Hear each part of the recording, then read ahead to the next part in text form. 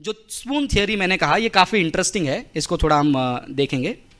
Gospel of Matthew, chapter number 12, verse number 39 and 40 says, "You evil and adulterous generation, seek it ye after a sign? You seek for a miracle? No sign shall be given to you but the sign of Jonah. For as Jonah was 3 days and 3 nights in the belly of the whale, so shall the Son of Man be 3 days and 3 nights in the heart of the earth." When Jonah was thrown overboard, was he dead or was he alive? Alive. The fish comes and swallows him. Was he dead or alive? Alive. He prays to Almighty God from the belly of the whale. Was he dead or alive? Do dead men pray? Was he dead or alive? Alive. The whale takes Jonah 3 days and 3 nights in the ocean. Dead or alive? Alive. Fish vomits him out on the seashore. Was he dead or alive? Alive. Alive, alive, alive, alive. So alive, alive, alive, alive. अगर जोना मरे नहीं तो यीशु मसीह भी मरे नहीं है, ये उनका आर्ग्यूमेंट है।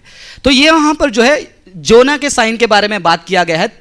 दो आर्ग्यूमेंट जो है आर्ग्यूमेंट जाकिर नाइक साहब ने पेश किया कि योना जो है मछली के पेट में गया और वो मरा नहीं। अगर ये चिन्ह यीशु मसीह ने कहा है, यीशु मसीह को भी जो है उस दफनाने के बाद उस कब्र में मरना नहीं चाहिए। अगर यीशु मसीह मर गए, ये पूरा वीडियो मैंने डाला नहीं, अगर वो मर गए, वो जोना का साइन उन्होंने फुलफिल नहीं किया। और दूसरा आर्ग्यूमेंट उन्होंने कहा अगर जोना मर गया, कुछ लोग कहते हैं जोना मर सकता है, क्या मरे हुए लोग प्रार्थना करते हैं? क्योंकि जोना ने जो है मछली के पेट से प्रार्थना किया।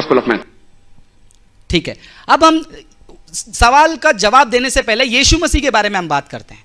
यीशु मसीह अपने मृत्यु के बारे में क्या कहते हैं? जैसे मैंने कहा, कोई भी किताब जो है आपस में कॉन्ट्रडिक्ट को नहीं करना चाहिए। तो यीशु मसीह कई बार जो है बाइबल में, कम से कम मैंने यहां पर 3 रेफरेंसेस दिए मत्ती की किताब में, जहां पर यीशु मसीह बार बार अपने चेलों को कहते हैं कि मैं यरूशलेम जाऊंगा, बहुत सारे दुख सहूंगा और मैं मारा जाऊंगा। फिर से 17 अध्याय 22वें वचन में कहते हैं कि ये जो मनुष्य का पुत्र है वो धोखा दिया जाएगा, वो पकड़वाया जाएगा। फिर से वो मत्ती की किताब 20वां अध्याय 17 वचन में कहते हैं कि उसको मारा जाएगा, पीटा जाएगा, फ्लॉगिंग किया जाएगा, क्रूस पर चढ़ा जाएगा, फिर तीसरे दिन वो जी उठेगा।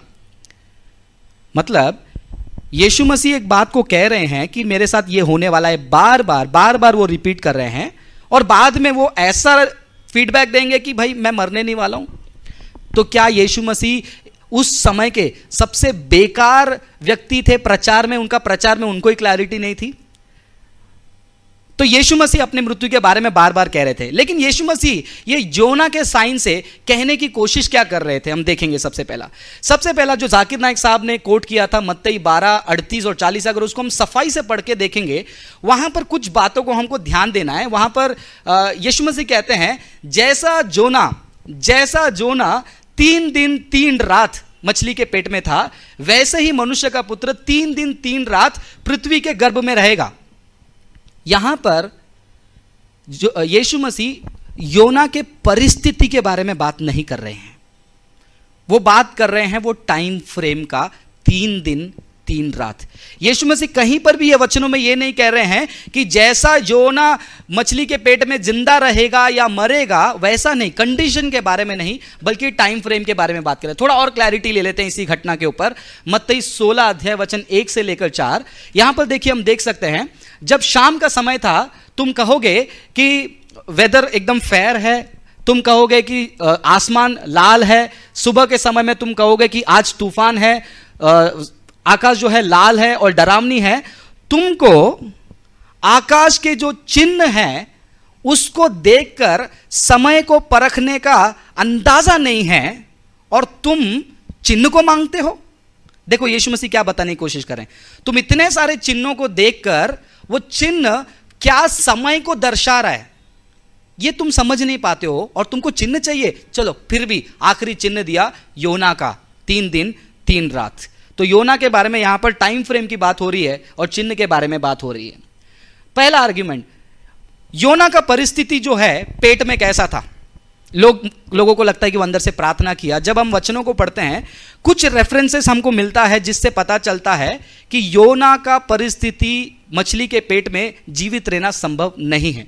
योना की किताब दूसरा वचन हम देखते हैं, वो कहते हैं मैं शियोल के गहराई से मैंने चीख कर प्रार्थना किया। बाइबल में कम से कम ये जो शियोल शब्द का जो उल्लेख है कम से कम 32 टाइम्स 32 बार दी गई है, जिसमें से 29 टाइम्स जो है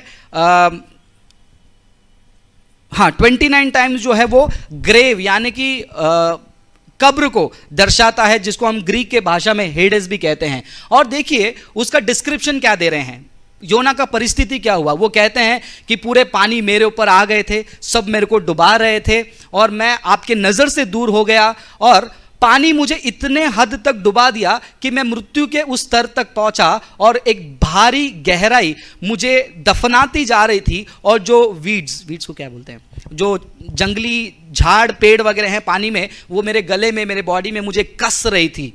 और फाइनली वो कहते हैं I descended to the roots of the mountain, the earth with its bar was around me closed forever एवर। ये जो पृथ्वी का जो दरवाज़ा है वो मेरे लिए हमेशा हमेशा के लिए बंद हो गया, लेकिन है खुदा तूने मुझे उस गहराई से उठाया। तो योना के बारे में जब हम पढ़ते हैं हमको थोड़ा सा आइडिया मिलता है कि योना की मृत्यु जो है मछली के पेट में हुई थी। लेकिन नेक्स्ट आर्ग्यूमेंट जाकिर नायक का, डू डेड मैन प्रे? क्या मरे हुए लोग प्रार्थना करते हैं? जी हाँ, हम देख सकते हैं, हम उसको देख सकते हैं लूका के किताब में, रिच मैन और लाजरस की स्टोरी। देखा आपने, ये जो अमीर व्यक्ति मर गया था वो मरने के पहले प्रार्थना किया अब्राहम से या मरने के बाद?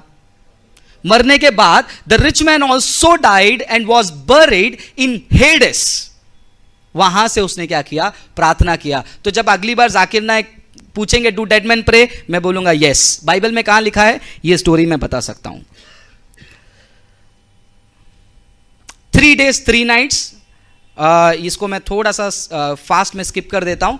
हमको लगता है कि फ्राइडे को यीशु मसीह मरे, तो फ्राइडे सैटरडे संडे, तो यहां पर 3 रात 3 दिन हुआ किधर? हमको हिब्रू और यहूदी लोग जिस प्रकार टाइमिंग को समझते थे वैसे हमको समझना है। उनके लिए शाम को 6 बजे से लेकर अगला 6 बजे जो है एक दिन होता है। हमारे लिए 12 जो टाइमिंग होता है 12 to 12 वैसा नहीं होता है।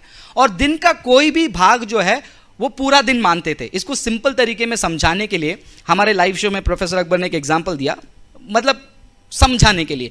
जब हम होटल में चेकआउट करते हैं, चेक इन करते हैं, अगर आप 12 बजे के पहले चेक इन करते हैं तो पूरा दिन का आपको लगेगा। 12 तारीख के बाद आप 12 बजे के बाद आप चेक इन करते तो वहाँ वो दिन का पूरा लगेगा। आप ये नहीं कह सकते हो कि मैं आधे दिन में आया। सो ये जस्ट समझाने के लिए एग्जाम्पल है। तो यहूदियों के हिसाब से टाइमिंग के सेटअप से हमें समझना है। तो ये वचनों को पढ़ते समय हमको क्लियरली पता चलता है कि यीशु मसीह 3 दिन 3 रात जिस अंदाज में वो कह रहे थे उन्होंने उसको पूरा किया। और जब यीशु मसीह बार बार इन वचनों में ये कह रहे थे, वो यही कह रहे थे कि तीसरे दिन। और जब हम यस्तर की किताब में भी आई थिंक 4 अध्याय में जब हम जाते हैं, यस्तर ने भी 3 दिन का उपवास के बारे में कहा और तीसरे दिन वो अंगरखे को पहनकर निकल पड़ी। ये हम देखते हैं। ऐसे अनेक वीडियोस को देखने के लिए हमारे चैनल को सब्सक्राइब करें, बेल आइकॉन प्रेस करें और वीडियो को लाइक ज़रूर करें। धन्यवाद।